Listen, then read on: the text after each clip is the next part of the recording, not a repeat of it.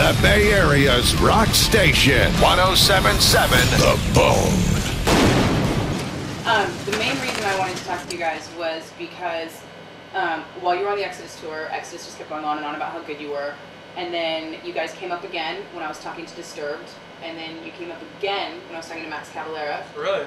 Yeah. That's sweet. Oh, yeah. That's like, I didn't bring you up. He was like, I asked him what he was listening to that was new.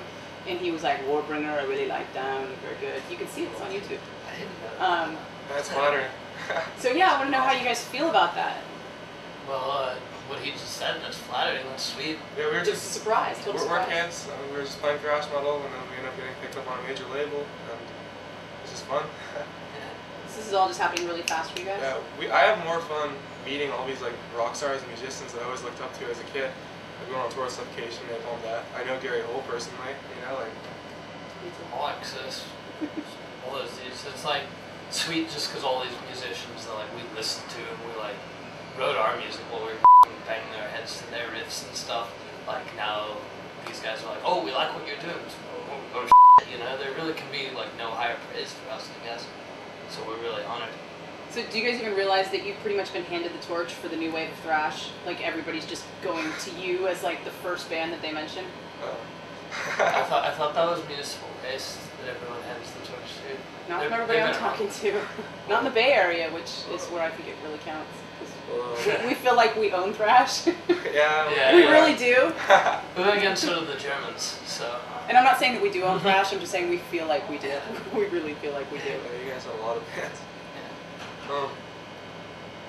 Well, that's I guess we're writing a new album, and it's going to be heavier and faster, and we know what we want to sound like, we know what we want to do. I noticed that there's been a lot of labels and categories thrown around with you guys. Everybody says you sound like so-and-so, you sound like so-and-so, you're definitely thrash. And most bands get really irritated by that, but you guys really seem to embrace it. No, we don't really have a choice. Yeah. Because like I've heard, like just with the vocals, I sound like all these different vocalists who sound nothing like each other, and it's like, well, okay, I guess it's just people look in music for things to compare it to, and with us we're a thrash band, so they compare us to all the old thrash band. Like, I don't think, I think there's like Slayer say is a valid comparison. I'd say like, we probably don't sound a lot like, say, Testament, but I've heard us compared to both, you know, all sorts of bands, some of which I think, yeah, we do sound kind of like, and some of which I'm like, you know, we really don't sound like that band, you know. If you had to describe it, what would you guys say? It's, we're barking at this tree, like a style kind of like death thrash metal. It's like a hybrid of death metal and thrash metal, and like, we don't like being called like the new wave of thrash just because like, the retro thrash tag doesn't really have a good quality to it, and like. Being called retro kind of just means that you're just like doing what's been done. It's kind of fun and fashionable and all of that, and that's not what we're trying to do. We like heavy, fast riffs, so we play them. Yeah, because thrash metal, it was really going somewhere. It was really like taking off, and then like there were all these great bands, and then it almost got like too like like just congested, and then it got really strange, and then people forgot about it, and we just want to like keep pushing it. Do you remember that time vividly? No, we don't. But we listen to the records. We read our history books, so to speak. You know. How did you guys study up on thrash? I mean, how did you even fall into it? Internet. And when I met this guy, we were both kind of getting into this music. So I showed him right off the bat everything I knew. Who were your gateway bands? Different for each of us. Megadeth made me pick up the guitar. And for me, gateway bands and the thrash, like the big four kind of went over my head for a while, but I heard like Pleasure to Kill, thought it was a complete like utter mess the first time I heard it, so I had to keep listening to it just because I hadn't heard anything like it, and then it kind of clicked and I was just like, ah, and from that point on. So you guys have almost constantly been on tour since your album came out, and it's not gonna stop. Well, it looks like you're back here in March already. Yeah, that's after recording the second album. We had like a few. And you were just here like in February. Yeah. I think March. February and January. We were in Europe twice, and then I can already tell you we have 3 tours already planned next year. How are you holding up? Well, yeah, because Warbinger's doing it. About like that, you know. It's good. It's just been too much fun.